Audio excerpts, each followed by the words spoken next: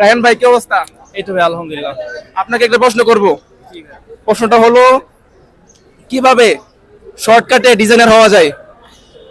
শর্টকাটে আসলে ডিজাইনার হওয়ার মতো মানে ওইরকম প্রসেস আমার জানা নাই, বাট ভালো ডিজাইনার হইতে হইলে আপনার নর্মালি তাকে হচ্ছে ভালোভাবে শিখা প্লাস প্র্যাকটিস করা, তাইলে হচ্ছে সে ভালো ডিজাইনার হতে পারবে। এখন শর্টকাটে হতে চাইলে ওইগুলো আসলে ওই লং টার্ম বা হচ্ছে একটা সময় ভালো কিছু করতে পারবে এমন তো মনে হয় আমার জানা মতে নাই।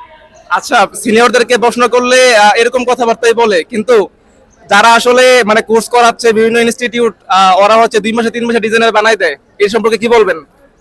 এইটা আসলে বলবো যে মানে এর একটা অপরচুনিটি ক্রিয়েট করে। এখন মানুষ যেহেতু গার্ড করা দরকার, মানুষ আনা দরকার, অ্যাটেনশন আনা দরকার, এই জন্য হয়তো বা তারা এইভাবে বলে, কিন্তু বাস্তবে জিনিসটা এমন না। বাস্তবে হচ্ছে জিনিসটা যে আপনার যে কোনো একটা জিনিস শেখার জন্য একটা টাইম থাকে, লাইক আপনার 4 মাস 5 মাস 6 মাস। তো এই টাইমের মধ্যে কে কতটুকু নিচ্ছে এটার উপরও ডিপেন্ড করে। সবগুলা স্টুডেন্ট কিন্তু একই রকম ভাবে শিখতেও পারে না। কেউ আছে ভালো এফোর্ট দিচ্ছে, সে কমের টাইমের মধ্যে শিখতে পারে।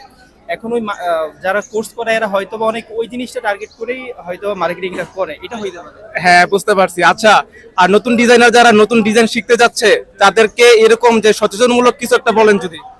আচ্ছা, নতুন ডিজাইনার যারা আছে আমি তাদের বলবো যে আপনারা প্রথমত যার কাছ থেকে শিখবেন সে কি পারে, সে তার লেভেল কোথায়, বা সে হচ্ছে বর্তমানে কাজ করে কিনা, এই জিনিসগুলা জেনে দেন হচ্ছে যদি তার কাছ থেকে শিখতে চায় তাইলে হচ্ছে সব থেকে বেস্ট আমি মনে করি। আর তার হচ্ছে নিজেরও একটা শিখার আগ্রহ তখন ক্রিয়েট হবে। আর না হয় হয়তো ওই কারো কাছ থেকে শিখলো কিন্তু 2 দিন পরে আর কন্টিনিউ করা হবে না। তো এটা থেকে আমি মনে করি যে চিনা যায় না আর কি, পরিচিত হইয়া যায় না, তারপরে শিখাটা মনে হয় ভালো আর কি।